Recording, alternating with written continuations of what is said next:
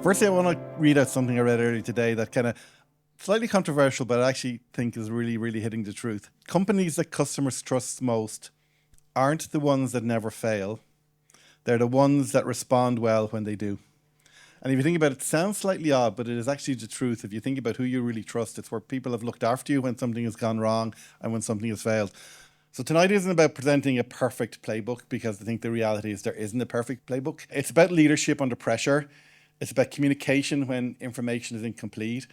And it's about how AI is changing the way we respond. And it's not by replacing humans, which is the common kind of talk track around AI, but it's by reducing the cognitive load that you're placing on leaders and your support engineers so that they can think clearly when it matters most.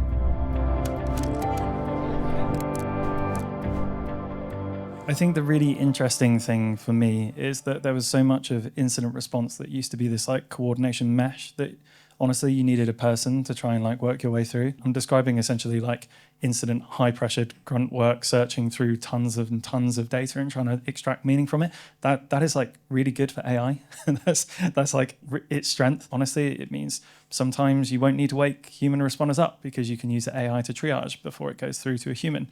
That's a great personal win. It means in large scale incidents, you can use an AI to kind of like, you never have to turn up to someone and go, wait, you didn't remind them or you didn't know about that thing? No, like the AI can handle it and know about everything that is happening in the incident and notify the people at the right time. And I'm experiencing that firsthand because we use Inst.io, and like that visibility into what's going on an ongoing basis is really, really kind of important and game changing.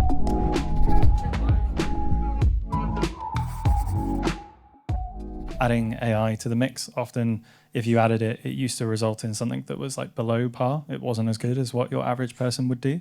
I think as the tools are maturing, it's getting to the point where the average AI action is usually a higher level of quality than maybe like your average person if you just pick them, and maybe not someone with training. But when it comes to the stuff that AI should do and the things that it shouldn't, I mean, we think about this a lot. Like we have people who are like, can I wire this up to my Kubernetes cluster or my database engine? And you're like, well, maybe that's not like a good idea. Like perhaps the human should be in the loop for things like your public status page updates or for turning systems on and off.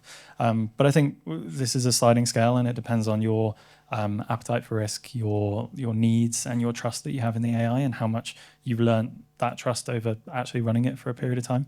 It's interesting because I think my perspective has moved on a little bit, where absolutely I would have said you always need a human in the loop for the status page update. And yet I still think there's probably a level of a status update that you could automate, even just to inform your customers, hey, we're aware, we're working on it. Yeah. Like there's certain things that we're doing. So yeah, I've actually changed my perspective, because a couple of months ago I would have said, no, I'm never going to let AI just make the update. I'm actually there. Yeah, I think there's certain maybe initial updates I'd be more than happy for AI to automate. Once it has the right information, once it's on the right level of due diligence and analysis. So it's an interesting world. I think perspectives are changing. It moves very, very quickly. Yes.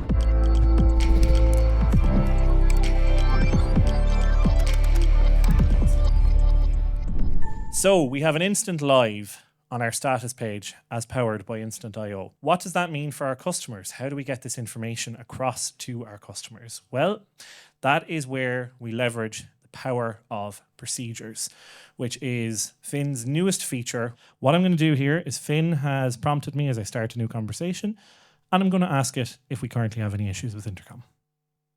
You can see there that Finn is thinking from the 3 dots. And also with checking procedures, that hard-coded, let me look into that for you, is designed as kind of an immediate reassurance that your conversation has been picked up by Finn. And you can see there that it is able to check the Instant.io status page, and it is able to return information. One thing that I really like about this as well is that it prompts you to click on the status page and be redirected to it, because one of the most powerful components of any instant response is directing your customers and educating your customers as to where to get timely responses. And 99 times out of 100, that will be your status page.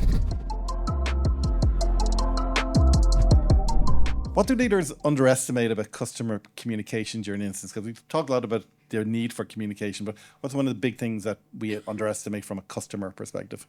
I think for me anyway, personally, whenever I'm advising people in these positions, it is about trying to make sure that you are communicating very clearly with your customers. You don't need to tell customers anything speculative, or you don't need to overshare, but like it's most important that you've turned up and said, like, we are here and we are dealing with it and we appreciate it's a problem. Let us know if you find anything. Let us know if you have any questions. Yeah, no, I agree totally with that. And the other thing that I found in terms of customer communications that sometimes, teams involved in incidents don't appreciate, that every customer has their customer base impacted in some way by the incident, and they have to make business decisions based on that impact. And if you're not providing them some level of visibility, you're actually hindering them making, what might be a really critical business decision for them. When it comes to good incident response, you really need to be leaning on the processes and the people in the team who are there. So I think like one habit that any leader of an incident should practice before the next one is staying out the way. Only being involved at the right time is another way of describing that. No, I can go with that one. Thank you all so much for your time. Thank you again to both Declan and Lawrence for your insights.